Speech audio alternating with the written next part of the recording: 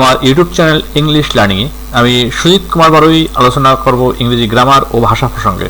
চলুন আমরা চলে যাই কম্পিউটার স্ক্রিনে।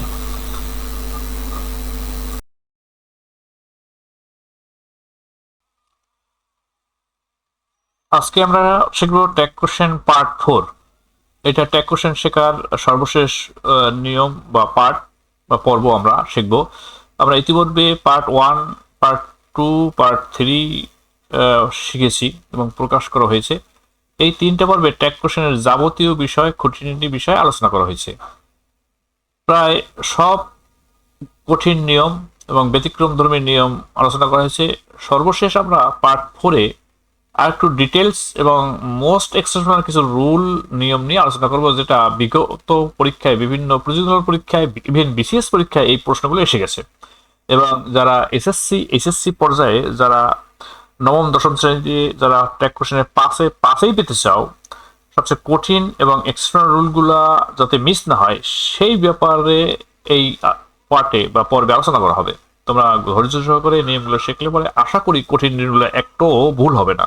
তো আমরা শুরু করি পার্ট 4 ট্যাগ কোশ্চেন। এখানে কিছু ব্যতিক্রমধর্মী রুল আছে, এক্সেপশনাল রুল।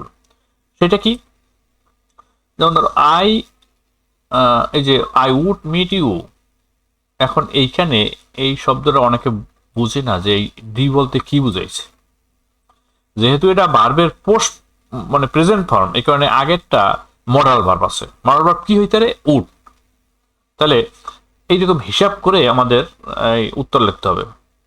তাহলে এরকম আই উড মিট ইউ এরকম দেয়া থাকবে, আমাদের এটা হিসাব করে বের করতে হবে যে এটা উড মডাল ভার্ব এবং নট, তারপর সাবজেক্ট হিসেবে এটা ইউ হবে না, হবে হলো আই।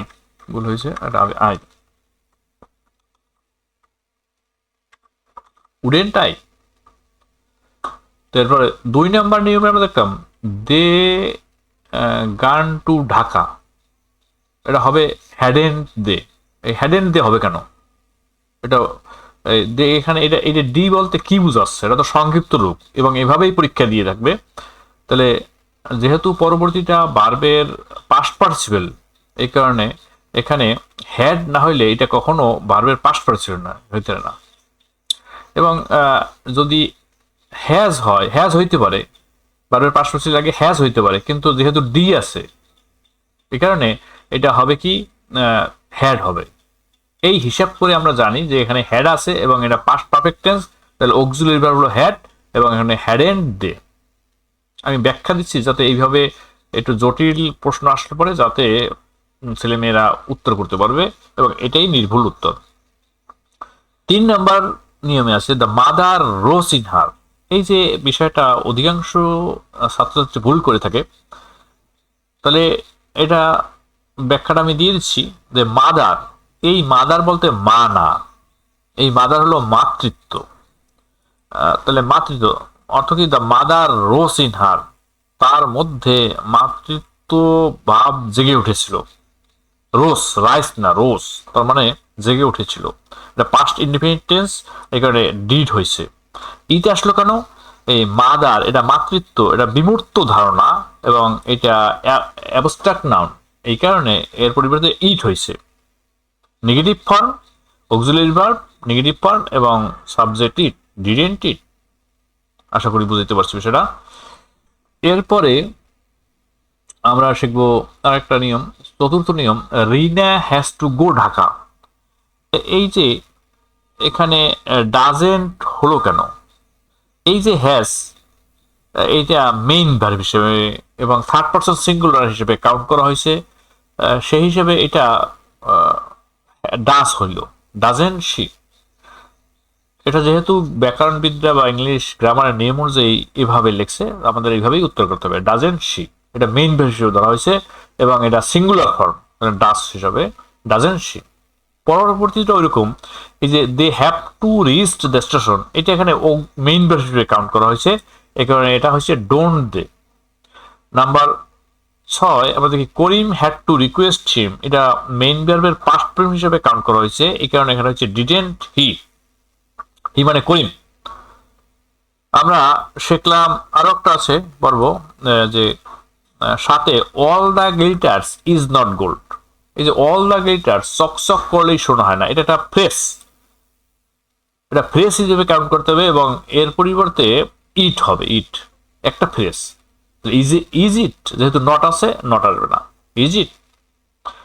আমরা আরেকটা নিয়ম শিখবো 8 নম্বরে, যদি এরকম হয় দুইটা ক্লোজ থাকে, যে if you want I will help you, দুইটা ক্লোজ থাকে, যেটা দুইটা থেকে যে কোনো একটাই আমরা ট্যাগ কোশ্চেন হিসেবে নিতে পারি, কিন্তু যে ক্লোজটায় বেশি গুরুত্ব দেওয়া হয়েছে সেইটাকেই আমরা ধরে নিতে হবে, আমরা ধরে নেব।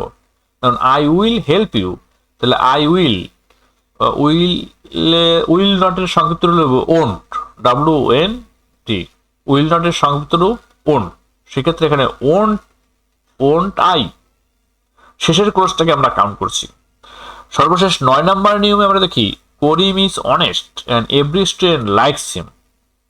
এটারও আমরা একটা কম্পাউন্ড সেন্টেন্স, দুইটা ক্লোজের যে কোনো একটা ধরতে পারি, সেক্ষেত্রে যেটা গুরুত্ব দিচ্ছে সেটি আমরা ধরলাম এভরি স্টুডেন্ট লাইকস হিম। তাহলে ডাজেন্ট মানে লাইকস মানে ডাস হওয়ার কথা, কিন্তু যেহেতু এভরি স্টুডেন্ট হয়ে গেছে দে, আমরা যেটা পূর্ববর্তী পার্ট 2-তে বা 3-তে শিখেছি, সেইখানে যেহেতু সাবজেক্ট হিসেবে এটা দে হয়েছে, কাজেই ভার প্লুরাল হয়ে যাবে ডোন্ট, ডোন্ট দে। এই ব্যতিক্রম নিয়মগুলো আমরা শিখলে এর মধ্যে থেকে কোনো এই সেন্টেন্সটা হয়তো আসবে না, কিন্তু এই প্যাটার্ন বা নিয়মের আরো অনেক সেন্টেন্স আসতে পারে, সেইটা আমরা উত্তর করতে পারবো যদি এরকম নিয়মের মধ্য থেকে আসে। এর বাইরে নিয়ম খুব নাই বললেই চলে।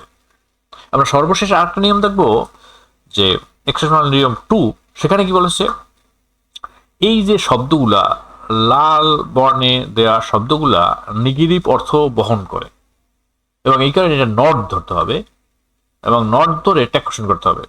দে hardly visit our house, visit main verb, এই কারণে ডু হয়েছে, ডু দে, নট আসবে না, কারণ হার্ডলি এটা নেগেটিভ শব্দ। ডোন্ট দে এটা আন্ডারলাইন হবে। নাম্বার 2-তে দেখা আছে Meena has few books, few এটা নেগেটিভ অর্থ বহন করে, মিনার বই নাই বললেই চলে। তাহলে এখানে এই has, has she, Mita she, তা এটাও নেগেটিভ অর্থ বহন করছে, নট নাই। আমরা সর্বশেষ মানে 3 নম্বরে দেখি হি সেলডম রিডস বুক, সে কদাচিৎ বই পড়ে, মানে বই পড়ে না বললেই চলে।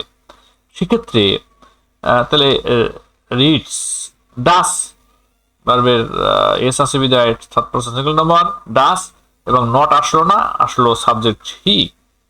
আমরা 4 নম্বর নিয়মে দেখি the glass has little water, গ্লাসে পানি নাই বললেই চলে, তাহলে এখানে নট আসলো না, হ্যাজ ইট, মানে লিটল এখানে নেগেটিভ অর্থ বহন করছে। সর্বশেষ আমরা দেখি যে 5 নম্বর নিয়ম করিম স্কার্সলি রিড অ্যাট মর্নিং, করিম সকালে বই পড়ে না বললেই চলে, তাহলে নট ধরেন স্কার্সলি বিষয়টা নেগেটিভ সেন্টেন্স মিনিং করছে, এই কারণে আমরা নট আনলাম না, ডাস আসলো, হি আসলো, ডাস হি।